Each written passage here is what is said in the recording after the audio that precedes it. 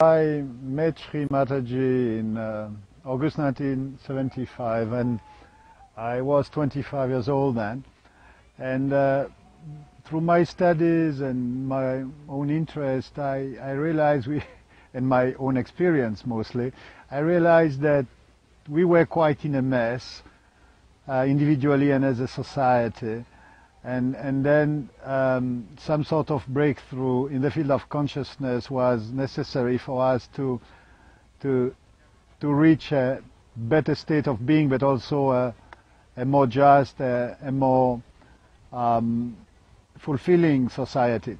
Anyway, we were many people in those years which were seeking, and a lot of them went into drugs.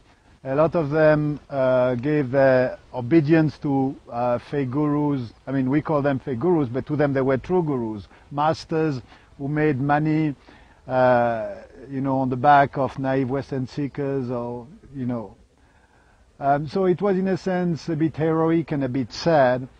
When I met Sri Mataji, I was really interested in someone who would not only talk about these things, but someone who would be able to do something about it. And the huge difference between Sri Mataji and any other teachers that I met and that I had practiced a bit, that I had studied or followed, is that she actually delivers the goods.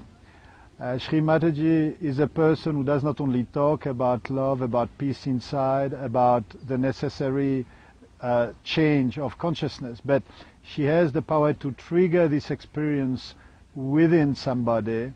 And she was very hospitable, very kind, very gracious in receiving me when I visited her for the first time in her house in Hurst Green, which is in Surrey, south of London. And there, in one of the salon, in one of the living rooms of her house, she basically allowed me to experience this experience, which in Sanskrit is called nirvichara samadhi, and that we call self-realization, which is a state, the entry in a state of consciousness which is truth, consciousness and bliss. It's called Satchitananda in Sanskrit, and it is impossible to describe the plenitude that one experiences through this happening.